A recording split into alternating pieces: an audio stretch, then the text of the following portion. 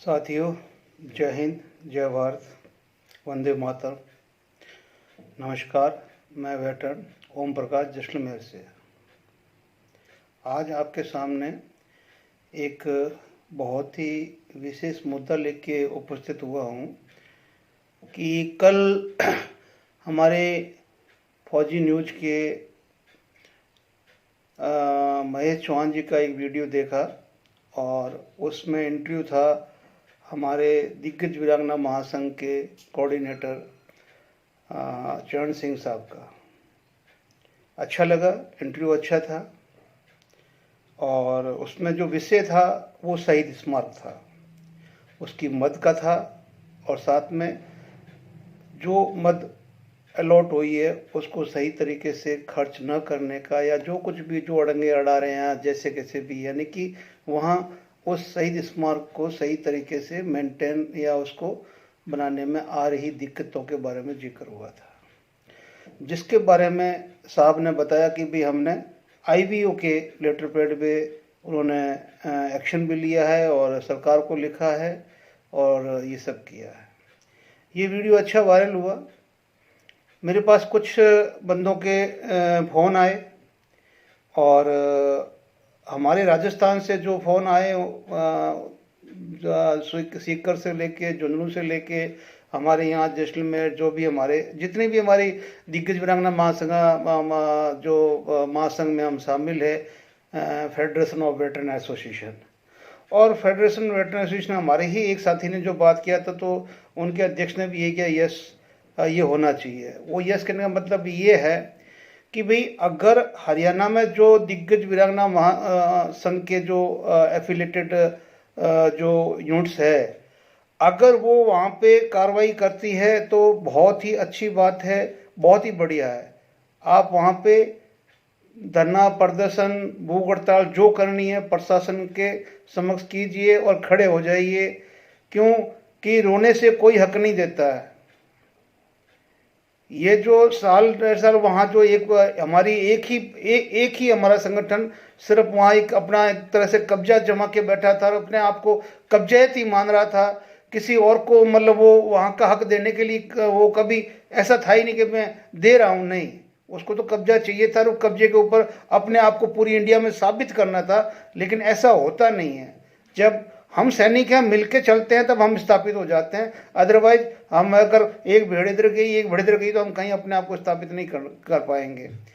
तो ये मैं इस वीडियो के माध्यम से हरियाणा के सभी पूर्व सैनिकों से हाथ जोड़ के अपील करता हूं कि अगर आप सभी दिग्गज वीरांगना महासंघ को छोड़िए, हरियाणा के सारे ही भिवानी एक शहीद स्मारक का मामला है, उसके लिए अगर हरियाणा स्टेट खड़ा हो जाता है तो हमें आने की कोई जरूरत नहीं है। नहीं तो मैं कोई सेखी नहीं बगाड़ रहा हूं, क्यों कि वो जो भाई शहीद हुए हैं वो हमारे लिए हुए हैं, हम भी उनके भाई है, वो भी हमारे भाई थे। हमारा भी हक बनता है कि आके वहां पे जो भी हमसे हो सके हम है जो उसके लिए आवाज उठाएं। तो हम सबसे पहले हम चाहते हैं कि जैसे अपना घर होता है तो पहले घर के मालिक को ही बोलते हैं भाई आप देख लो, अगर आपके लिमिट में है तो आप कर लो, नहीं है तो हम सारे मिलके अपन मोहल्ले वाले करेंगे, मोहल्ले वाले से नहीं होगा तो हम अपने पूरी गांव वाले करेंगे, गांव वाले से नहीं होगा तो तहसील वाले करेंगे, तहसील वाले से डिस्ट्रिक्ट वाले करेंगे, डिस्ट्रिक्ट नहीं स्टेट करेगा, स्टेट नहीं होगा तो हम देश से करवाएंगे। यानी कि हम तो सब जगह है ना, शहीद हमारे सभी के हैं। शहीद जिस परिवार में हुआ वो परिवार देश का है, किसी एक कौम का नहीं है, किसी एक घर का नहीं है, किसी एक जात का नहीं है। वो उसके ऊपर शहीद के ऊपर एक सिर्फ हक है तो सिर्फ तिरंगे झंडे का, इस देश का है। इसलिए मैं हरियाणा के सभी पूर्व सैनिक संगठनों को यह हाथ जोड़ के विनती करता हूं कि भिवानी शहीद स्मारक के लिए आप एक डेट निश्चित करके आप लोग सबसे पहले आगे पहुंचिए। जरूरत होती है तो आप अपने आसपास के स्टेटों को भी बुलाइए। पहले बोलते हैं जैसे मोहल्ले वाले, जैसे हम मोहल्ले वाले हो गए, जरूरत पड़ेगी तो हम आगे आह्वान करेंगे। राजस्थान से मैं आज जैसलमेर से आपको बोल रहा हूं, हम लोग आने के लिए तैयार है, लेकिन पहले आप अपनी पहल शुरू कीजिए और हमें भी संदेश दीजिए। और अगर मैटर आपके कंट्रोल में आ जाता है तो एक शहीद स्मारक का मामला कोई इतना वो नहीं है, लेकिन अगर वहां पे जरूरत पड़ती है तो पूरे देश के सैनिक उस शहीद स्मारक पे आएंगे, उसका हक और जो उसका होना चाहिए, जो सही चीज होनी चाहिए, उस सही चीज को सही करने के लिए पूरे सैनिक अपने शहीद बलिदानियों को जो बलिदान दिया उसको व्यर्थ नहीं जाने देंगे। किसी का निजी स्वार्थ नहीं चलेगा, न किसी की राजनीति चलेगी, न किसी वहां पे कोई ऐसा फालतू कोई वो अड़ंगा चलेगा। पहला हो गया। सेकंड चीज आज मैं थोड़ा सा बोलना चाहता हूं कि एक वीडियो और भी वायरल चल रहा था, जहां कोई भाई साहब हमारे को जंतर मंतर से एक मैसेज दे रहे हैं, पता नहीं कोई गोपाल नाम का बंदा बोल रहा था अपने आप को गोपाल। तो मैं कहीं ये गोपाल वो तो नहीं है जो मतलब एक आईओ का मतलब साउथ साइड के अंदर एक बैंक का मतलब अकाउंट स्वीप करके इनका एक संगठन है, और उस संगठन ने मतलब उसके ऊपर अभी एफआईआर की हुई है, और ये सब नामजद अपराधी भी है उसमें। और जहां तक हो सकता है ये गोपाल वही होगा, यह संगठन उसी का है जिसके ऊपर हमारे आईवीओ के अपने जो अध्यक्ष है अपने सिंगर साहब ने खुद ने एफआईआर कर रखी है, और वो अभी केस चल रहा है। तो भैया आप वहां पे एक इल्जाम लगा रहे हो कि जंतर मंतर में आपको धमकियां मिल रही है। यार तुम्हें धमकी देगा कौन? तुम क्या कर रहे हो जो तुम्हें धमकी देगा यार? न तो तुम्हारे से सरकार को तुम्हारे से कोई खतरा है, न किसी आदमी को खतरा है, न किसी कौम को खतरा है, न तुम अपने कौम के लिए काम कर रहे हो। तुमने ऐसे बैरियर बना रखे हैं कि कोई यहां पे आ नहीं सकता और हम कहीं जाएंगे नहीं। तो कोई तुम्हें क्यों धमकी देगा भाई? क्यों मतलब ऐसा मतलब आप फैला रहे हो उस तरह से? मतलब बाकी जो आप लोगों ने वहां जो कर्म किए हैं उस कर्म के हिसाब से तो उन लोगों को हाथ जोड़ो, उनके पांव के पानी पियो जिन्होंने तुम्हें बख्श दिया, अभी तक क्षमा किया हुआ है, और उन्होंने अभी तक अपने स्वाभिमान को संभाल के रखा है। वो तुम्हारी तरफ नहीं गिरे हैं कि वो आके कोर्ट के अंदर सीधा अपना स्वाभिमान के लिए आपके ऊपर मानहानि का मुकदमा ठोकते। ऐसे कम से कम कितने बंदे हैं जिनका हक बनता है तुम्हारे ऊपर मानहानि का मुकदमा ठोकने के ऊपर और तुम्हें जेल में डालने के लिए? क्या बकवास कर रहे हो तुम? जेल बड़े यार सभी पता नहीं, शहीद आजम भगत सिंह बनना इतना आसान नहीं है। तुम्हारी जुबान पे तो उनका नाम भी अच्छा नहीं लगता है जो तुम कर्म करने जा रहे हो। अभी रुको, मैं तुम्हारा 1 साल का हिसाब था भी मैंने देना है, तुम मत देना, मैं दूंगा। तुम्हारा मंथली हिसाब था, मंथली खर्चा सब कुछ ही तुम लोगों ने वहां क्या किया है? तुम लोगों ने 2 तरह से मार किए। सैनिकों के पीठ में छुरा घोंपा, अधिकारियों से पैसा लेके, अधिकारियों से भी तुम मिले हुए हो। और ये जो गवर्नमेंट जो है ना जिसको तुम गाली दे रहे हो, इनसे भी तुम मिले हुए हो। तुम्हारे संगठन के जो अध्यक्ष है वो उनको नहीं पता बेचारे पहचाने आदमी को कि तुम लोगों ने कहां कहां सौदा करके अपना वो कर रखा है। हमें पता है, हमें पता है। जो तुम बार बार ये नोटंकी करके जाते हो, थाने में वापस चले आते हो, फिर जाते हो कभी देख के चाय पी के चले आते हो, क्या तुम उनके दामाद हो? कैसी कैसी हालत की है लोगों की इस सरकार ने, धरने वालों की, 1-1 लाख संख्या के साथ में, और तुम 10-15 आदमियों के साथ में जो ट्रीटमेंट हो, तो काम समझ नहीं रहे कि ये सरकार का अपना खुद का खेला हुआ गेम है, तुम उस गेम के पैदे हो। उनका एक ही मोटिवेशन है जो तुम लोगों ने जो अपना असाइनमेंट कर रखा है कि नहीं होने देंगे हम जंतर मंतर में किसी को एक। आप क्यों चिंता कर रहे हो? इधर से भी खाएंगे, उधर अफसरों को ही बता दिया, चिंता मत करो। हम 2 बात बोले, हमारी बात को बुरा नहीं मानना, बस आने दो, हम किसी को ये नहीं करेंगे। अरे 2 आदमी को जब मिलना होता है, कोई बात करनी होता है, निर्णय लेना होता है, तो या तो इसको उसके घर जाना होता है या उसको इसके घर आना होता है। तुमने तो बिल्कुल डिक्लेयर कर दिया ना कि भाई न तो मैं तेरे घर में आऊंगा न तेरे को मेरे घर में आने दूंगा, तो कहां से होगा? जहां पे तुम्हें बुलाया गया कि आओ भाई तुम साथ में रहो, काम करो, वहां तुम सबसे पहले अपनी शर्तें थोप देते हो कि पहले हमारी ये शर्तें हैं, ये मानो तो हम बात है। अदरवाइज यार आप देश वाले सब सोचो, सब पुरुष सोचो यार, क्या देश के सारे संगठन गद्दार है? साहब का संघर्ष कमेटी तरन तारण को छोड़ के जितने देश के संगठन है सब गद्दार है क्या? एक भी संगठन के साथ में काबिल जाने के नहीं है। कोई संगठन ऐसा नहीं कि जो इन्होंने पीछे एक बार पकड़ के 4 दिन के लिए आ जाओ यार, 4 दिन में 6 लाख एनसीआर के अंदर पूर्व सैनिक है, 100 से ज्यादा संगठन है वहां बड़े बड़े।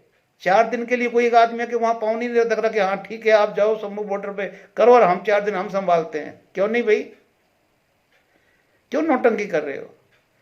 अरे भाई अब तुम्हारा वो है ना वो कहानी, ना घर का ना घाट का, किधर के ही नहीं रहे हो और सब एक्सपोज हो गया। और आगे जो होने वाला है उससे सोच के तो दुनिया अपने माथा ठोकेगी कि हमने किसको 1.5 लाख है जो मतलब वो व्यू देकर हमने बना दिया। अभी तो रुको ना, तुम्हारा जो आएगा ना हिसाब किताब, ठीक है ना। तुमने तो एक पैसा भी नहीं लिया, तो फिर जो तुम्हारे अपने ही जो गिनने वाले ही तुम्हें किस तरह से देते थे, किस हिसाब से देते थे, किस तुम्हारा क्या सब कुछ था, वो सारा भी आने वाला है। थोड़ा शांति रखो, छाती ठोके बोला आने वाला है, ठीक है ना। हमें जेल की धमकी दे रहे हैं हम। तुम पहली बात तुम लोगों ने ना तो तुम्हारा कोई आउटपुट है ही नहीं भाई।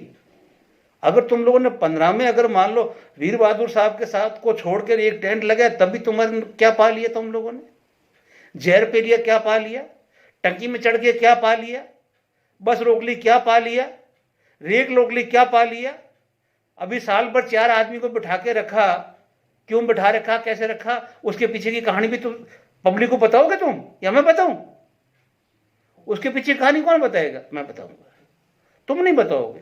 तुम्हें तो शर्म आ रही है। तो वो जो 4 आदमी बैठे हैं, जो महान आंदोलन हो गया तुम्हारा साल भर का, और देश के जितने भी बंदे जो वहां पर गए वो सब गद्दार थे, उनमें दिमाग नहीं था। शर्म करो, आचार संहिता लग रहे हैं, तुम्हारी कश्ती डूब गई है, तुम्हारी दुकानें बंद हो गई है, तुम्हारी जगह अब कहीं बची नहीं है। अब आगे जो आंदोलन चलेगा वो न तो कोई चंदों से चलेगा, जिनमें हिम्मत होगी लठ भर के चलाएंगे। भाई क्यों चिंता कर रहे हो? लोग छींटों से डरते थे तुम्हारे, अब तुम्हारे छींटे समाप्त, पब्लिक आ जाएगी अपने आप में, ठीक है ना। सरकार चाहे कोई भी आए, हक अपना छोड़ेगा नहीं, सैनिक कभी नहीं छोड़ेगा। तुम लोगों का सिर्फ जो हमने ये 13 महीने रूप देखना था देख लिया, ठीक है ना। कितना सम्मान करते हो अपने अध्यक्ष का, कितना सम्मान करते हो उसकी बात का, ठीक है ना। कितना सम्मान करते हो उसके स्टैंप का, कितना सम्मान करते हो उसके सिग्नेचर का, ठीक है ना।